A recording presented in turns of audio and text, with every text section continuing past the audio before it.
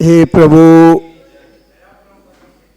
आनंद को देने वाले भगवान, मुझ अल्प ज्ञानी को ज्ञान का दान दो। प्रभु, आपके द्वारा दिया हुआ ज्ञान का दान ही इस आत्मा का मिटाएगा अज्ञान। जब क्षय होगा अज्ञान तो इसी आत्मा को प्राप्त होगा सम्यक ज्ञान। ये सम्यक ज्ञान ही इस आत्मा को प्राप्त कराएगा केवल ज्ञान। ऊपर से उठा लो, 2-3 रखी हैं, उठा लो, इतना विकल्प क्यों कर, ऊपर से उठा लो 2-3।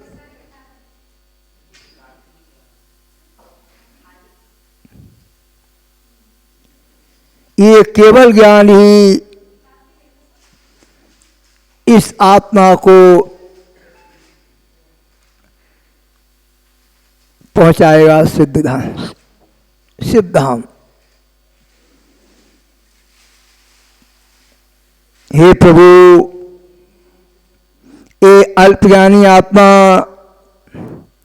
आपके चरणों का सानिध्य पाकर अपने द्वारा अपने में ही पुरुषार्थ कर और संयम रूपी नौका पर सवार होकर संसार रूपी सागर को पार करने का पुरुषार्थ कर रहा है।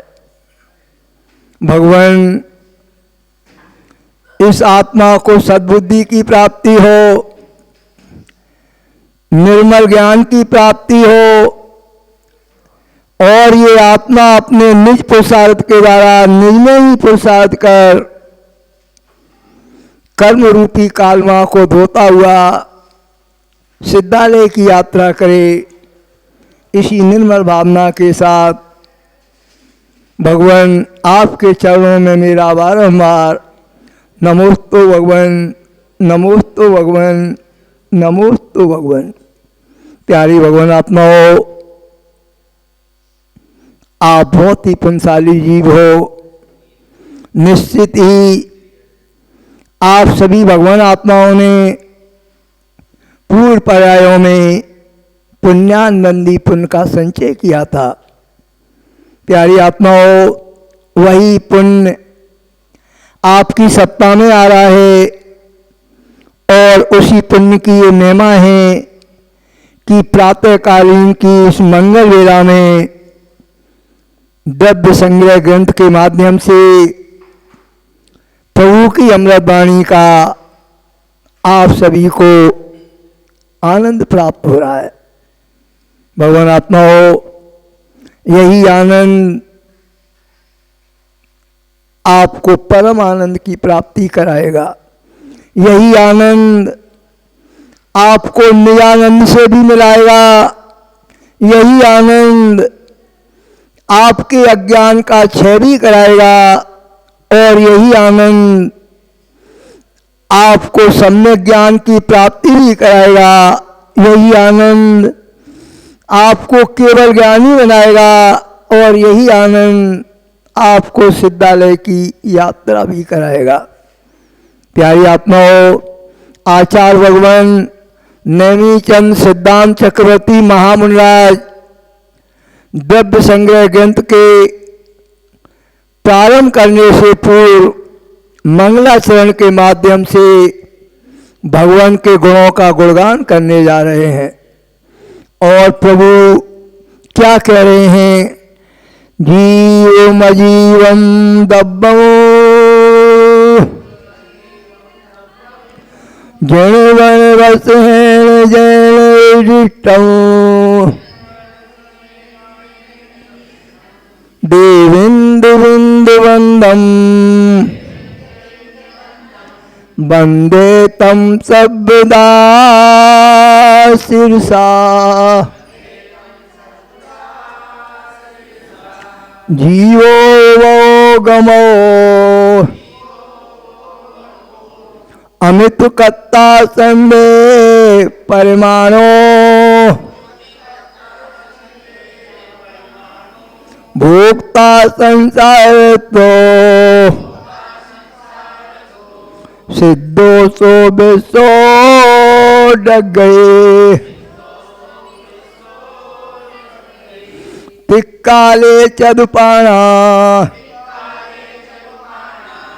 इंद्री बल माओ आण पाणोए, व्यवहारा सो जीवो, ऋक्षणे दूची दुना जसे,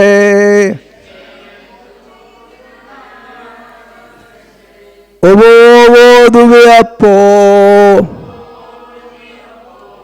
दंसन रानणम च दंसणम च जुदा,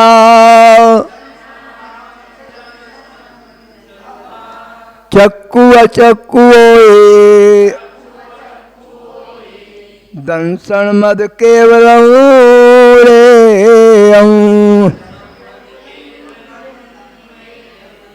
राणम अटट्टि बियप्पम, मधुसूद ओहि अराणी,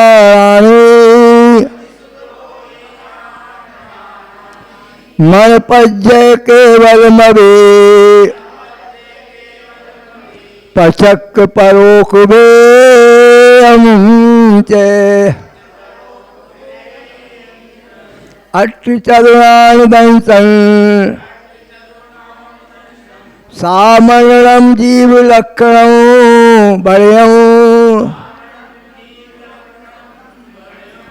व्यवहारा शुद्धया, शुद्धम पूर्ण दंसनम राणम, वर्णस पंचगंधा, दो फासा ठट्टिरिच्या जीवे, रोसंति अमित तदो, व्यवहारा मुक्त बंदा दो, पुग्गल कम्मादीडम, कत्ता व्यवहारा दो ऋच्छदो, चेदन कम्मारादा, शुद्धया शुद्ध भावाणम,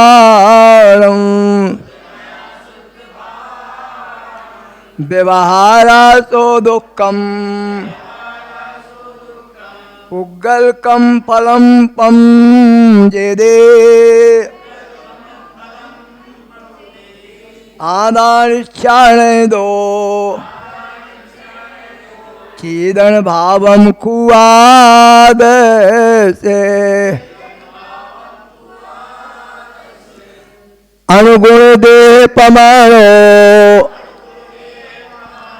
उपसंगार पप सब दो चेरा, असमोहादो व्यवहारा, ऋक्षण दो असंक दे सोवा,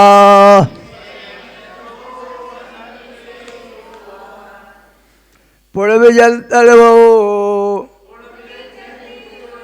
बड़बप्पा दिवे तावरे इंद्रे, दिगतिग चलो पचक्का, तस जीवा होंते संखा दे, समणामणाया, पंचेंद्री रिमणा पड़े सब्बे, बादर सुबे इंदे, सब्बे पज्जत इदराए, मग्गण गुण टाले हिम, ये 14 नहीं हवंती ते अशुद्धया, बिल्लिया संसारे, सभ्य शुद्धा हो शुद्धया,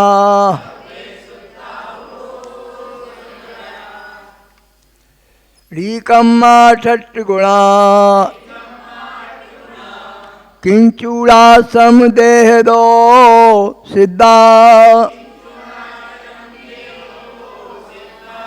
लोयग सिद्धारिचा उपाउद्वेदियं सजंता। भगवान आत्माओं, आचार्य भगवान नैनीचंद सिद्धांत चक्रवर्ती महामुनिराज द्रव्य संग्रह की 14 गाथाओं का वर्णन आप सबको बतला चुके हैं। उन 14 गाथाओं में आचार्य भगवान ने संसारी जीव से लेकर के और आपको सिद्धालय तक की यात्रा करा दी। संसारी जीवों से सिद्धों तक का स्वरूप बता दिया। आज आचार्य भगवान आपको बताने जा रहे हैं सिद्धों की अवगाहना का प्रमाण कितना होता है। क्या बताने जा रहे हैं? जो सिद्ध परमात्मा होते हैं उनकी कितनी अवगाहना है, वो कितने बड़े हैं, कहते हो ना, कितने बड़े हैं भगवान। तो उस बात को आज आपको समझाने जा रहे हैं। और क्या कह रहे हैं? जो आत्माएं अपने अंतिम शरीर से आयु को पूर्ण कर सिद्धालय की यात्रा करती हैं। कहाँ करती हैं? सिद्धालय की यात्रा करती हैं। वह सिद्धालय में अपने मूल शरीर से कुछ कम, अपने मूल शरीर से कुछ कम आत्म प्रदेशों में विराजमान हैं। इसमें नहीं है, कहते हैं अंतिम शरीर से कुछ कम। अब वो शरीर उनका है कौन सा कि जिस शरीर से गए हैं वो शरीर वहां पर है क्या? नहीं है। यही सोचना है। क्यों? अभी तक तो तुमने पढ़ लिया है, अंतिम शरीर से कुछ कम सिद्धालय में विराजमान है। भैया अंतिम शरीर से कम विराजमान तो है, पर शरीर कौन सा है? शरीर कौन सा है? आत्म प्रदेश ही उनका शरीर है। कौन सा शरीर है? आत्म प्रदेश ही शरीर है। नहीं, अभी तक तुम्हारे मन में ये बात भरी हो इस शरीर से कुछ कम मां रहते होंगे। आनंद भैया, कौन सा शरीर है? आत्म प्रदेश ही उनके शरीर है। आत्म प्रदेश। देखो आत्मा की महिमा, देखो आपने जब संसार में रह रही थी, जब शरीर संसार में रह रही थी तभी भी किसमें थी? अपने आकार में थी। संसार में रह रही थी तब किस आकार में थी? जिस शरीर में थी उतने आकार में थी। जिस शरीर में थी उतने आकार। सिद्धालय में पहुंच गई तो वहां भी अपने आकार में ही है, आकार से बाहर नहीं है। यह शरीर का आकार था, आत्म प्रदेशों का आकार है। तब तो जादूगर जी कह ही देते हैं, क्या कह देते हैं? 550 अवगाहना के भी सिद्ध होते हैं और 3.5 हाथ के भी सिद्ध होते हैं। क्या हेतु है बताने का? एक ही हेतु है कि सिद्धों का भी आकार होता है, निराकार होने पर भी आकार होता है। क्या होने पर? निराकार होने पर भी आकार है। कौन सा आकार है? आत्म प्रदेशों का आकार है। नहीं तो सबरे आत्मा वहां एक से हो जाते फिर तो, अगर आकार नहीं होता फिर 3.5 हाथ के कहाँ रहते? 5.25 हाथ के कहाँ रहते? सबके आत्म प्रदेश हैं और आत्म प्रदेश होने के कारण ही एक दूसरे में समाये, एक दूसरे में समाये।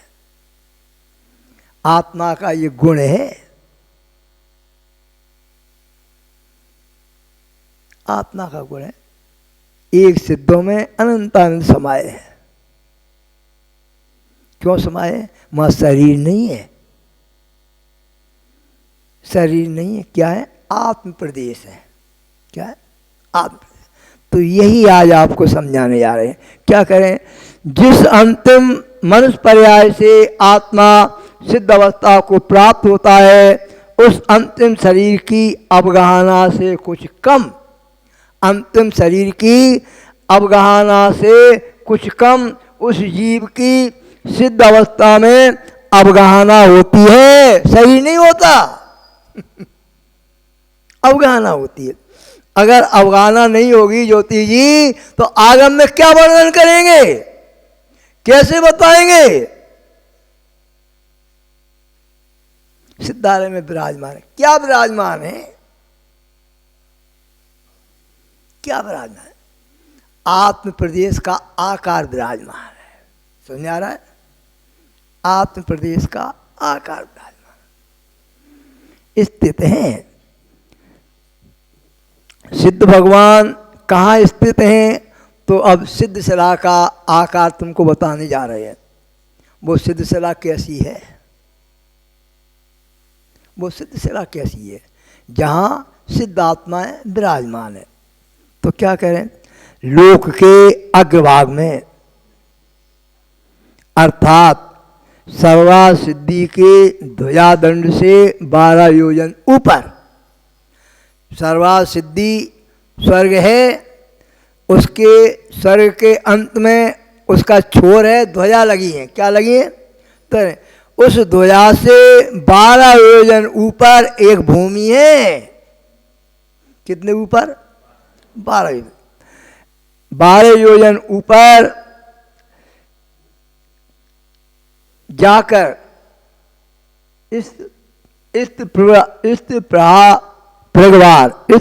प्रागवार नाम की क्या है? भूमि है।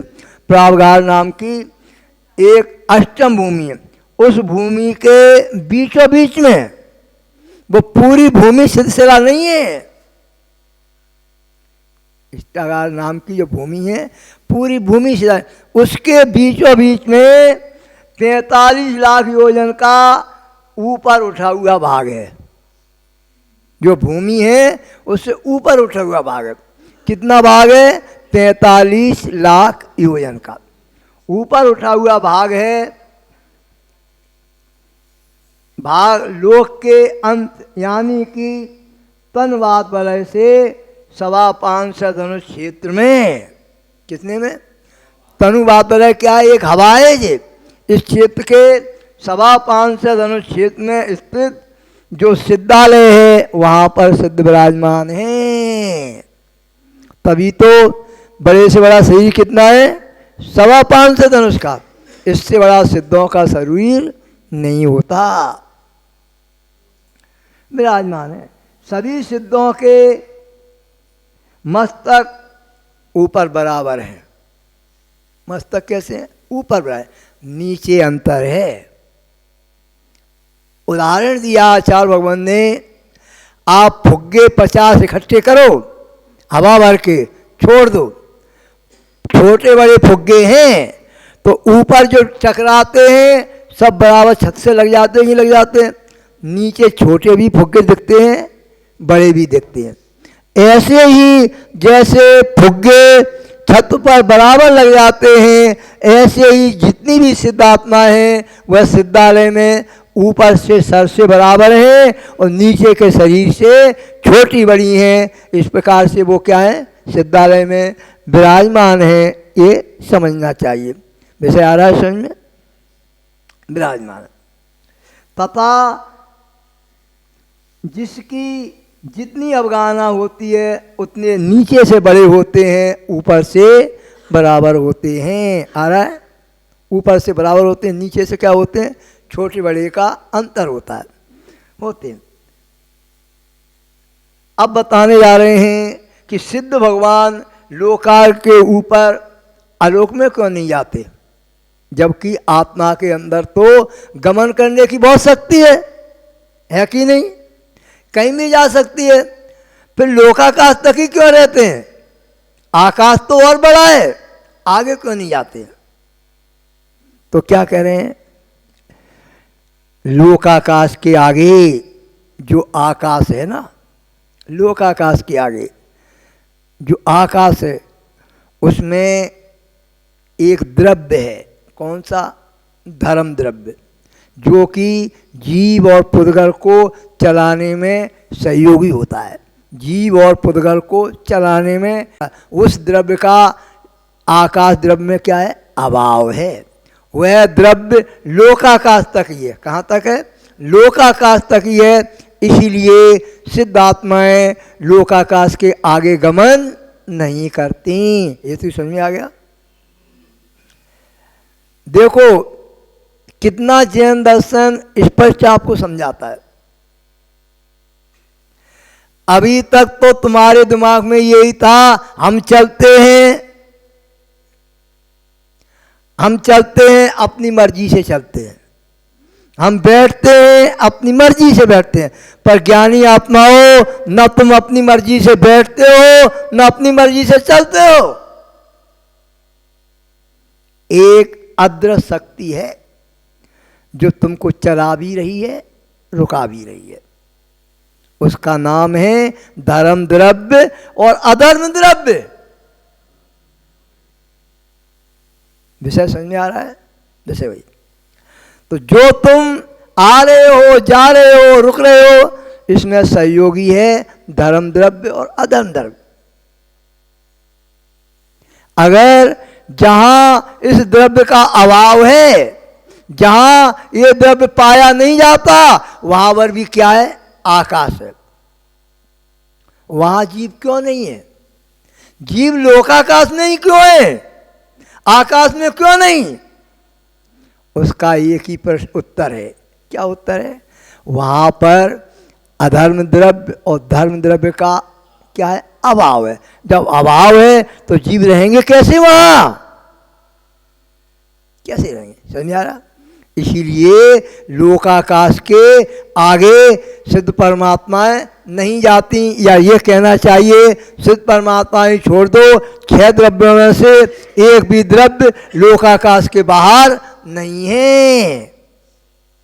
कहाँ तक है, जहाँ तक लोकाकाश है वहीं तक 6 द्रव्य हैं, जहाँ तक 6 द्रव्य हैं वहीं तक सिद्धात्मा क्या है, विराजमान रहते हैं। ऐसा समझना चाहिए। आगे बताने जा रहे हैं। लोक के अंतिम तनुवाद विलय तक ही धर्म द्रव्य पाया जाता है। अलोकाकाश में धर्म द्रव्य का अभाव है, और धर्म द्रव्य जीव पुद्गल को गमन करने में क्या होता है, सहयोगी होता है, चलाता नहीं है। चलाता नहीं, ये भी सोच लो। पर उसके बिना चल भी नहीं सकते हो। चलाता नहीं है पर उसके बिना चल भी नहीं सकते हो। जब चलोगे तो वही सहयोग करेगा। उदाहरण दिया है, क्या दिया है, मछली जल के अंदर है, क्या जल मछली को चला रहा है, विश्वास भैया, चिंतन करना, आनंद भैया, क्या जल मछली को चला रहा है, क्या बगैर जल के मछली चल रही है, नहीं चल रही। फिर ये क्या मामला है, ये चला भी नहीं रहा, उसके बिना चल नहीं रही। मामला ये है उदासीन निमित्त है, वो उसके बिना काम चलेगा नहीं, उसके बिना वो मछली चल नहीं सकती। अगर उसके बिना चल सकती है, पानी से बाहर रख दो उसको, फिर दौड़ाओ उसको, दौड़ती है आनंद भैया, नहीं दौड़ती है। इसी प्रकार से ज्ञानी आत्माओं, ये जो धर्म द्रव्य है, ये अधर्म द्रव्य है, इसके बिना तुम चल नहीं सकते, पर ये चलाता भी नहीं है तुमको, चलाता भी नहीं। कैसे, दूसरा उदाहरण समझो। ट्रेन पटरी के ऊपर खड़ी है। जादूगर जी, ट्रेन पटरी के ऊपर खड़ी है। क्या पटरी ट्रेन को चला रही है? क्या बिगर पटरी के ट्रेन चल रही है? नहीं चल रही। जब भी ट्रेन चलेगी पटरी का सहारा चाहिए। ऐसे ही ज्ञानी आत्माओं, जब भी जीप चलेगा धर्म द्रव्य का सहारा चाहिए। ट्रेन जब भी रुकेगी पटरी पर ही रुकेगी। क्या सड़क पर रुकती है? नहीं रुकती है। इसी प्रकार से ये जीव है, अजीब है, ये धर्म द्रव्य के आश्रय, अधर्म द्रव्य के आश्रय रुका है और धर्म द्रव्य के आश्रय चल रहा है। समझ आ रहा है? पर चला नहीं रहे हैं और रोक भी नहीं रहे हैं। वो क्या है? उदासीन निमित्त है। तो निमित्त भी क्या होता है? कार्यकारी होता है आनंद भैया। नहीं, निमित्त को तुम ठुकरा दो, निमित्त को ठुकरा दो। कितना कितना संशोधन किया, कितना तुमको चिंतन बताया। ऐसा भी द्रव्य है जो चलाता नहीं पर उसके बिना चल भी नहीं पाते हो। ऐसा भी द्रव्य है जो रोकता भी नहीं पर उसके बिना रुक भी नहीं पाते हो, है ना? ऐसे ही ज्ञानियों ये कर्म द्रव्य भी है। ये कर्म द्रव्य है। कर्म द्रव्य तुम्हें परेशान नहीं करता। समझ के सुनना है। कर्म द्रव्य तुमको परेशान नहीं करता। अगर कर्म द्रव्य ही परेशान करता है, कर्म द्रव्य ही परेशान करता है। मनीषा दीदी सुनाई दे रहा है? कर्म द्रव्य परेशान करता है तो फिर हर आत्मा को करना चाहिए। संसार में तो बहुत सी आत्मा है। संसार में तो अनंत अवस्था भी है कि नहीं? संसार में तो छठवें वाले गुस्तान वाले बैठे हैं, सातवें वाले बैठे हैं, आठवें वाले बैठे हैं, नौवें वाले बैठे हैं, 10वें वाले बैठे हैं, 11वें वाले बैठे हैं, 12वें वाले बैठे हैं। उनको परेशान कोई नहीं करता कर्म। अगर कर्म द्रव्य भी परेशान करता है तो कर्म द्रव्य करता। अब दूसरे हेतु पे आते हैं। ये हेतु समझ आ गया। अब दूसरी भी आती है। कर्म द्रव्य के बिना जीव परेशान भी नहीं होता। कर्म द्रव्य के बिना नहीं होता। अगर कर्म द्रव्य ना हो तो फिर आत्मा सिद्धालय में पहुंच जाए। कर्म द्रव्य ना हो आत्मा सिद्धालय पे। तो कर्म द्रव्य दुख देता भी है और नहीं भी देता है। दोनों हेतु समझना पड़ेंगे, नहीं तो भटक जाओगे तुम। नहीं तो द्वारे जाके कह रहे महाराज कह रहे तो कर्म कुछ नहीं करते। कर्म कुछ नहीं करते। कर्म करते भी हैं और कर्म नहीं भी करते हैं। करते भी हैं, नहीं भी करते। दोनों हेतु समझना है। करते हैं किसको? करते हैं किसको? जो कर्म के अधीन है, जो कर्म की सत्ता में बह रहा है, उसके लिए कर्म दुखी करते हैं। और जो कर्म को जीतने का पुरुषार्थ कर रहा है, क्या उसको करते हैं? और सुनो स्पष्ट में, क्षुधा रोग तुमको भी सताता है, मुझे भी सताता है। माताओं, क्षुधा रोग मुझे भी सताता है, आपको भी सताता है। आपको जब सताता है कितनी बेचैन हो जाती हो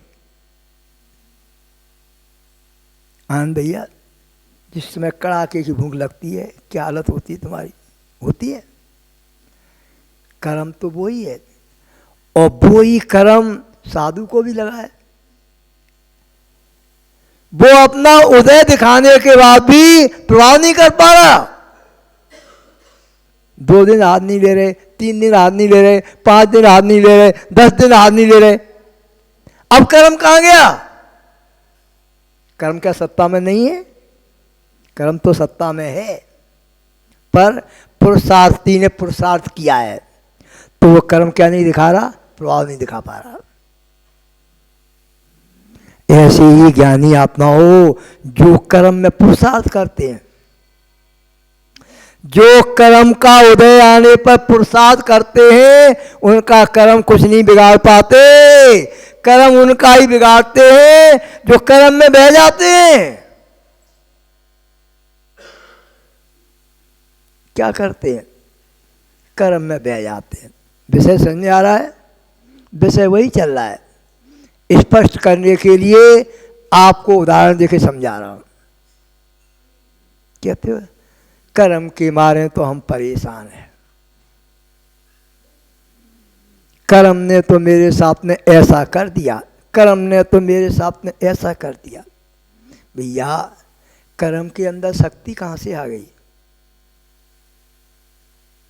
कर्म के अंदर शक्ति, कर्म तो अचेतन द्रव्य है। क्या कर्म में आत्मा है? नहीं है आत्मा। जब आत्मा नहीं, शक्ति नहीं, तो तुम्हें कैसे परेशान कर रहा है? पर क्या कर रहा है? दिख रहा है वर्तमान में? वर्तमान में दिख रहा कि नहीं दिख रहा? कर रहा है। कर कब रहा है ये भी तो सोचना है। कर कब रहा है? जब कर रहा है जब तुम्हारी आत्मिक शक्ति कमजोर है, तब। कब कर रहा है आनंद भैया? आत्मिक शक्ति कमजोर है तब। अगर आत्मिक शक्ति मजबूत है तो कर्म तो भागते हैं, कर्म तो भागते हैं।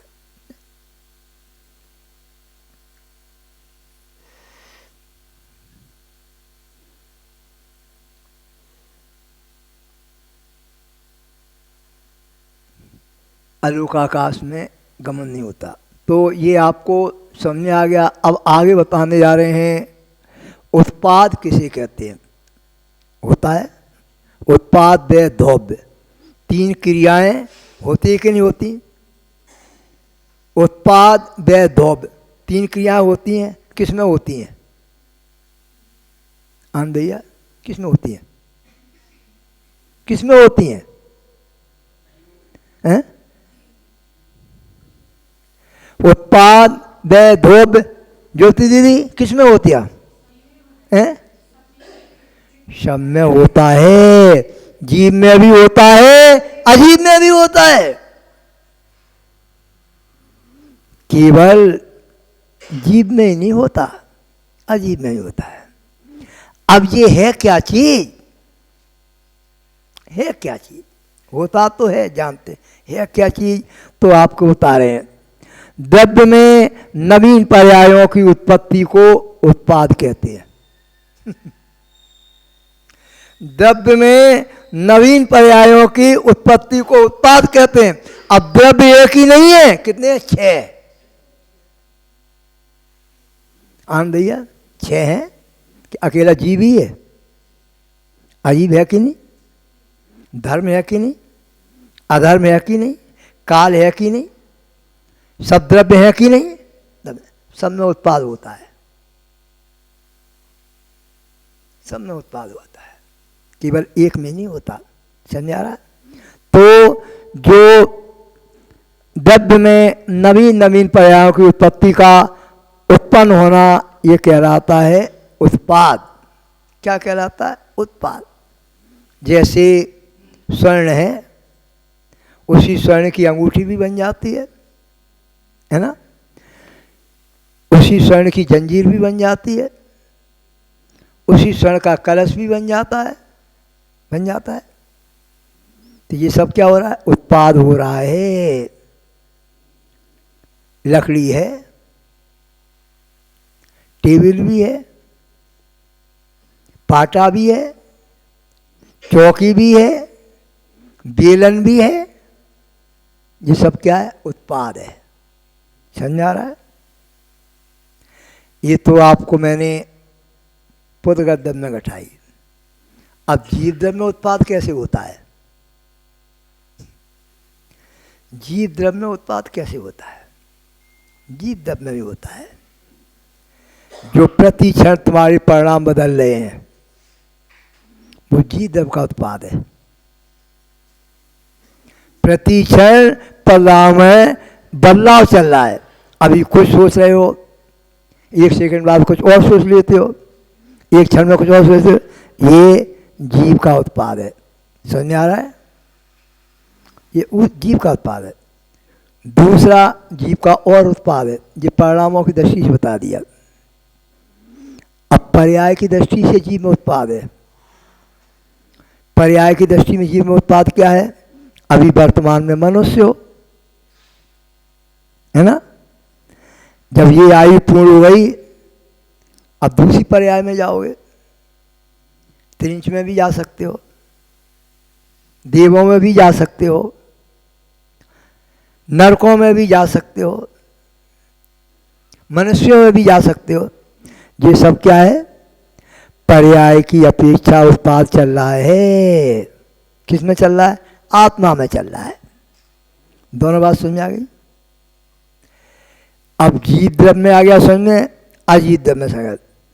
धर्म द्रव्य में भी उत्पाद है। धर्म में उत्पाद है। उत्पाद उसमें क्या है? उसके अंदर उत्पाद है जो जीवों का गमन करा रहा है, एक जगह से दूसरी जगह पहुंचा रहा है, तो उसका उत्पाद है। अजीब में भी है, चलते हुए को रोक रहा है। आकाश में भी है, जीवों को अवगाहन दे रहा है। काल में भी है, जीवों में परमन करा रहा है। करा रहा नहीं करा रहा? जब तुम आए थे इस लोक में तो शिशु के आकार में थे, परमन हुआ, बच्चे बने, युवा बने, बने कि बने? युवा बनने के बाद वृद्ध भी बन रहे हो, और आगे ये भी पर्याय समाप्त हो जाएगी। ये कौन बता रहा है? ये काल द्रव्य बता रहा है। काल द्रव्य पहुँच रहा है। तो छह द्रव्य में उत्पाद है। अब उत्पाद क्या आता है? व्यय किसे कहते हैं? जैसे उत्पाद आया तो जिसका उत्पाद होता है ज्ञानियों, उसका व्यय भी होता है। सिद्धांत है। जिसका उत्पाद होता है उसका व्यय भी होता है। जो चीज उत्पन्न हुई है उसे नष्ट भी होना है। अब जो उत्पन्न नहीं हुई वो क्या नष्ट होगी? जो उत्पन्न नहीं हुई वो क्या नष्ट होगी? जिसका उत्पाद होना है उसका नष्ट भी होना है। ये टेबल रखी है, क्या टेबल ही रहेगी क्या? है? इसका भी विनाश होगा, जीर्ण शीर्ण हो जाएगी, है ना? आज मनुष्य पर्याय में बैठे हो, क्या हमेशा मनुष्य पर्याय में बैठे रहोगे? क्या छूटेगी? तो जब ये पर्याय छूटेगी तो उसका विनाश भी हो गया। इसको क्या कहते हैं? व्यय कहते हैं। जिसका उत्पाद हुआ है उसका क्षय होना, ये व्यय कहलाता है। दोनों बात समझ में आ गई? उत्पाद, व्यय। अब धौव्य क्या है? धौव्य क्या है? धौव्य जिसका ना उत्पाद हुआ है ना व्यय हुआ है, वो धौव्य है। जिसका ना उत्पाद हुआ है ना व्यय हुआ है, उसका नाम है धौव्य। उसका नाम धौव्य। उदाहरण के लिए, आत्मा का न जन्म हुआ है न आत्मा का कुछ विनाश हुआ है, तो आत्मद्रव्य क्या है? धौव्य है। अब जीव की बात आता अजीब। अजीब का न विनाश हुआ है न उत्पन्न हुआ है। पर्यायों का विनाश होता है, पर्याय का उत्पन्न होता है। ये परी किस में घटा लो? अजीब में घटा लो। जितने भी अजीब द्रव्य, लकड़ी है, जल जाएगी तो राख बन जाएगी, जल जाएगी तो राख बन जाएगी। राख बन के भाई खेतों में डाल दो, खाद के काम में आ जाएगी, आ जाएगी। तो क्या विनाश हुआ? विनाश नहीं हुआ, उसकी पर्यायों का विनाश हुआ है, उसकी प्रयास सुना है। तो जो द्रव्य है उसका विनाश नहीं होता, द्रव्य है उसका उत्पाद भी नहीं होता। द्रव्य ध्रुव रहता है, द्रव्य की सत्ता रहती है, पर्यायों की सत्ता नहीं रहती। किसकी सत्ता नहीं रहती? पर्यायों की सत्ता नहीं रहती। सत्ता द्रव्य की है। इसीलिए कितने द्रव्य? 6। 6 द्रव्य, 6 द्रव्य सत्ता है इनकी। ये 6 द्रव्य कभी बने नहीं, इनका कभी जन्म भी नहीं हुआ। इसलिए ये क्या है? ध्रुव हैं। जिनका जन्म होता है, जिनका विनाश होता है, वो ध्रुव नहीं होते। क्या होते हैं? पर्याय होते हैं। क्या होते हैं? व्यय होते हैं। विषय समझ आ रहा है? तो उत्पाद, व्यय, ध्रुव, ये तीनों चीज समझ आ गई। ये तीनों चीजें किस में पाई जाती हैं? जितने द्रव्य हैं सब में पाई जाती हैं। आगे समझे? सब में पाए। अब ये गाथा 14 नंबर की जो चल रही थी उसका समापन हुआ। अब 15वीं गाथा चालू होने जा रही है। कौन सी आ रही है? 15वीं गाथा चालू होने जा रही है और बहुत अच्छी गाथा है। इस गाथा के अंदर अभी तक तो तुमने जीव के बारे में देखा था, जीव के बारे में सुना था, जीव के भेद भी सुने थे, जीव के प्रभेद भी सुने थे। अब दूसरा द्रव्य आ रहा है अजीव। दूसरा द्रव्य जीव के बाद कौन सा आता है? अजीव आता है। तो आचार्य भगवान इस 15वीं गाथा में अजीव द्रव्य के भेद बताने जा रहे हैं। अजीव द्रव्य कितने प्रकार के हैं? अभी तक तो जीव द्रव्य के भेद सुने थे। अब अजीव द्रव्य के भेद बताने जा रहे हैं कि अजीव द्रव्य कितने प्रकार के हैं और क्या कह रहे हैं। अज जल जीवो पुनरो, अज जज जीवो पुनरो, अज जज जीवो पुनरो, पुग्गल धम्मो अदम आयासम, पुग्गल धम्मो अदम आयासम, कालो पुग्गल मुत्तो, कालो पुग्गल मुत्तो, रूवाद गुणो अमृत से साधो, रूवाद गुणो अमृत से साधो। आचार्य भगवान इसमें कहने जा रहे हैं पुद्गल, धर्म, अधर्म, आकाश और काल, ये 5 द्रव्य अजीब द्रव्य हैं। कितने द्रव्य अजीब द्रव्य हैं? 5 द्रव्य। कौन से 5 द्रव्य हैं? जीव को छोड़ के बाद बाकी सब अजीब द्रव्य हैं। अब समझ में आ रहा है? अगर गिना नहीं सको तो इतना कह सकते हो, जीव को छोड़ करके बाद बाकी जितने द्रव्य हैं वो क्या है? अजीब है। अब कोई भैया नाम ही बताओ। तो पुद्गल, धर्म, अधर्म, आकाश और काल, ये क्या है? अजीब द्रव्य। क्यों है अजीब द्रव्य? ज्योति जी, अजीब द्रव्य क्यों है? प्रश्न है। क्यों अजीब द्रव्य है? उसमें आत्मा का अभाव पाया जाता है, उनके अंदर चेतना नहीं है। क्या नहीं है? चेतना नहीं है। इसलिए वो क्या है? अजीब है। क्या है? अजीब है। समझ आ रहा है? तो ये 5 द्रव्य क्या होते हैं? अजीब है।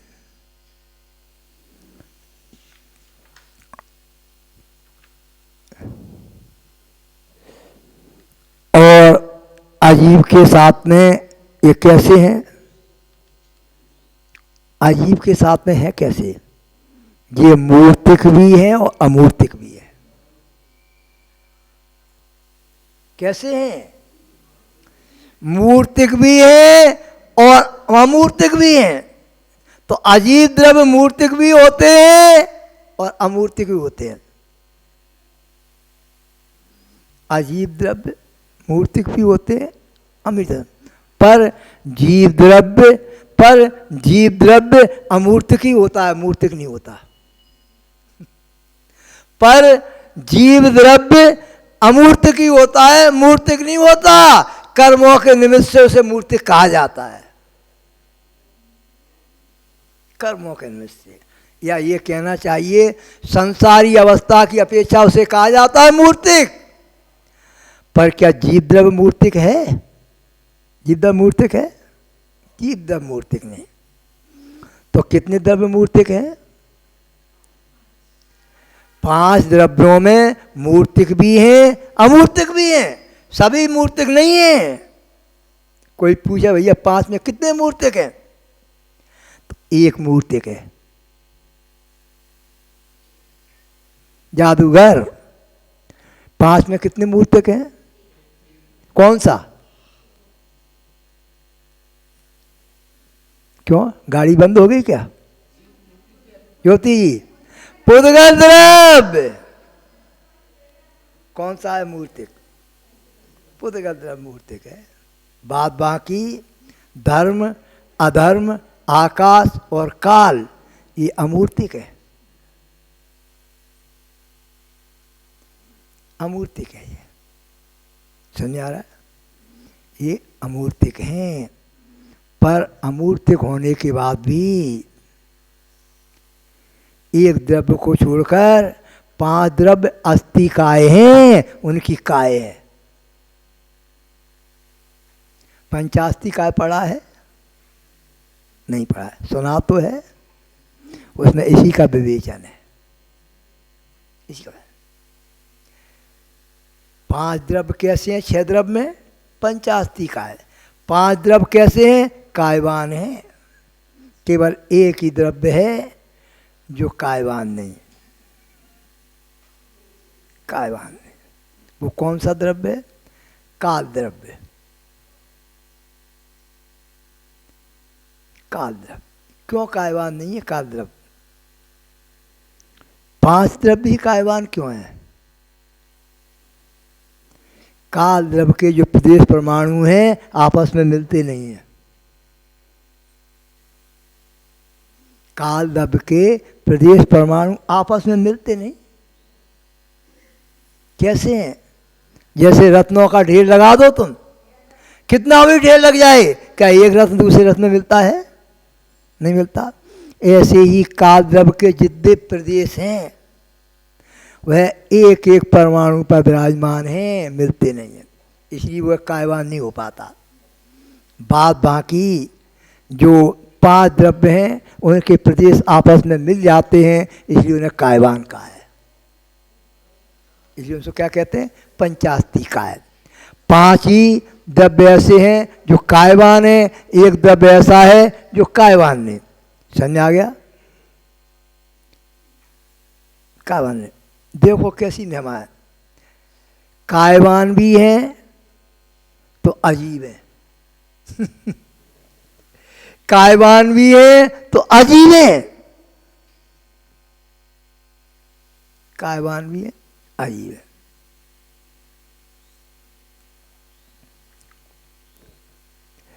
तो ये अजीब द्रव्य के बारे में आपको बताया कि धर्म, पुद्गल, धर्म, अधर्म, आकाश और काल ये 5 द्रव्य अजीब हैं और जीव द्रव्य ही केवल एक ऐसा है जो जीव है।